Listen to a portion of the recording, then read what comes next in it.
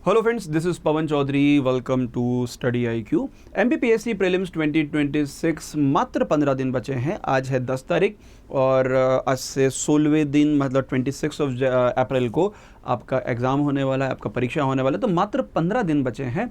इन 15 दिनों में क्या किया जाए कि सर अभी तक हमने ठीक से पढ़ाई नहीं की, अभी तक ठीक से रिवीजन नहीं किया, PYQ MCQ नहीं लगाए।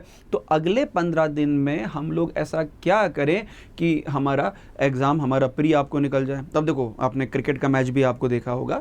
तो क्रिकेट के मैच जैसे 50 ओवर वाला मैच है, तो 50 ओवर के मैच में शुरू में तो 10-15 ओवर में दन दनादन रन बनते हैं और विकेट्स भी आपको गिरते हैं। स्पेशली रन्स बहुत ज़्यादा आपको बनते हैं क्योंकि शुरू में बहुत ज़्यादा एंथुसियाज्म, बहुत ज़्यादा ज़ील, बहुत ज़्यादा उत्साह रहता है। बीच के ओवर में वो उत्साह ख़त्म हो जाता है। आखिरी के जो 10-15 ओवर बचते हैं या 10 ओवर बचते हैं, वहाँ पर बैट्समैन फिर से ज़्यादा रन बनाने की कोशिश करता है ताकि ज़्यादा टारगेट सामने वाले को दे सके।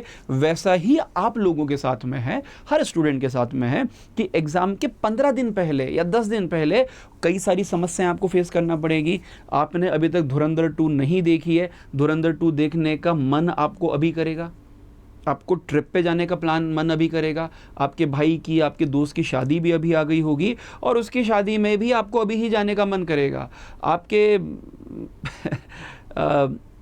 आपका ब्रेकअप की कंडीशन अभी बन सकती है कि भाई टाइम नहीं दे रहे हो, तो ब्रेकअप आपको हो सकता है, लड़ाई झगड़े हो सकते हैं या और भी कुछ ना कुछ समस्याएं आपको होती है। तो ये आखिरी के जो 10-15 दिन होते हैं बड़े चैलेंजिंग टाइम आपको होते हैं। अभी तक तो आपका टाइम सही से गुजर रहा था, सीख से टाइम चीज़ें आपको चल रही थी।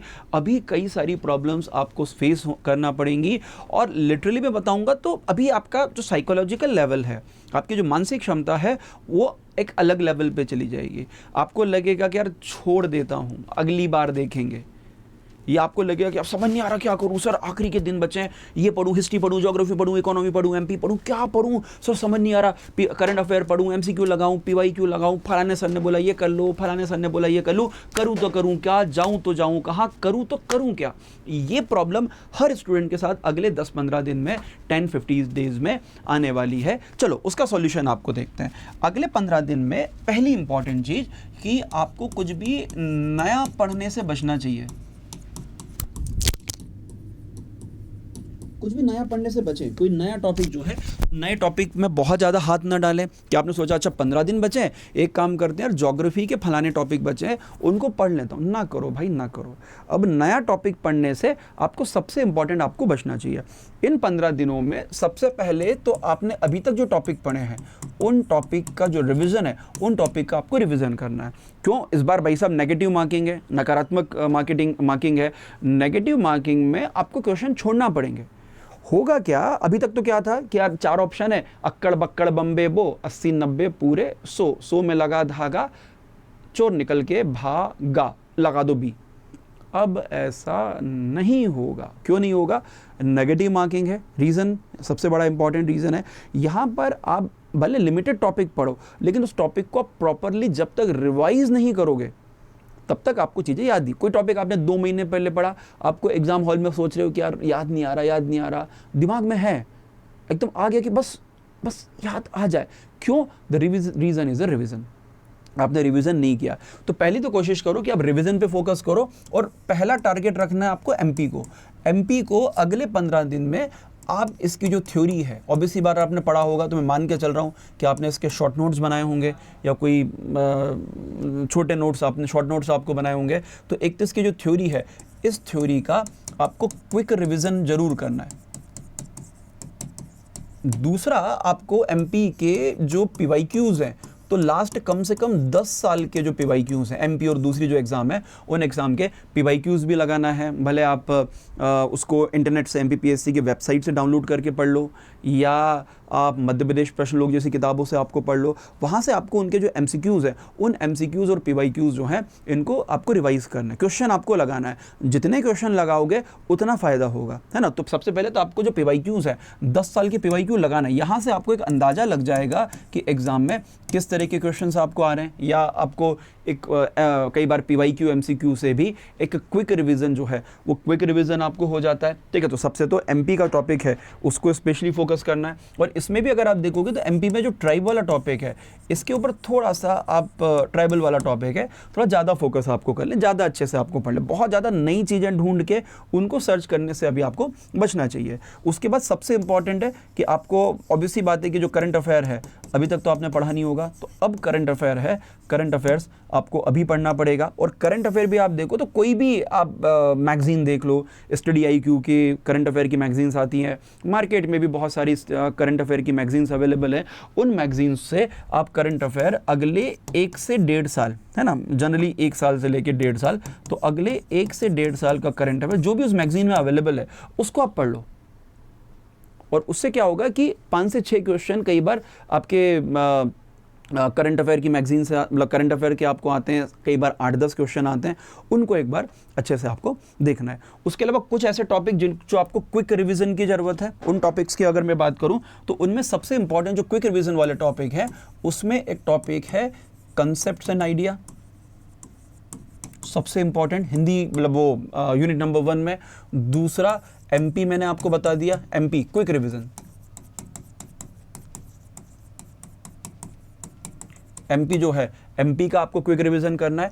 तीसरा अगर मैं ज्योग्राफी की बात करूं, इंडियन ज्योग्राफी की बात करूं, इंडियन ज्योग्राफी में जो क्लाइमेट वाला टॉपिक है, अल नीनो, ला नीनो,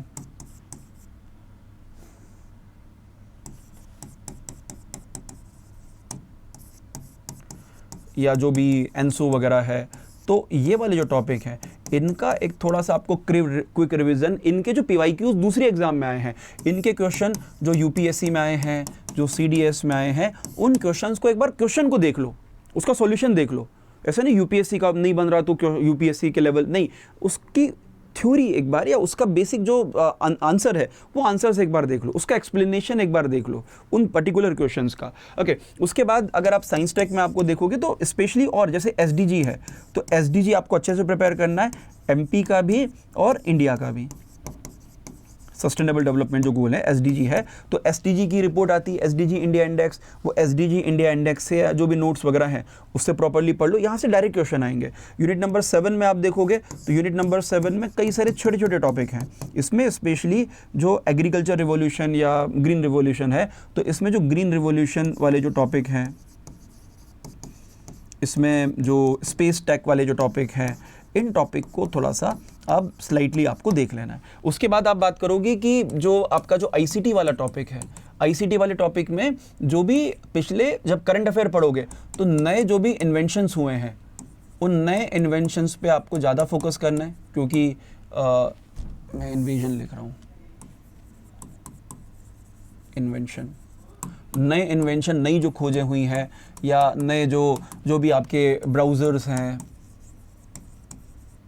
जो भी आपके IT वाला जो टॉपिक है वो टॉपिक के ऊपर थोड़ा सा ज़्यादा फोकस करना है। साथ में यहाँ पर जो स्पेस टेक्नोलॉजी है, देखो स्पेस टेक के क्वेश्चन हमेशा आते हैं, तो स्पेस टेक और इसमें इसरो के जो करंट प्रोजेक्ट हैं, उन करंट प्रोजेक्ट को, बाकी प्रोजेक्ट्स हैं, इनके ऊपर आपको थोड़ा सा ज़्यादा फोकस आपको करना है। तो ये कुछ चीज़ें अगर आप समराइज़ कर लोगे, और साथ में PYQ MCQ तो भर भर के लगाना है।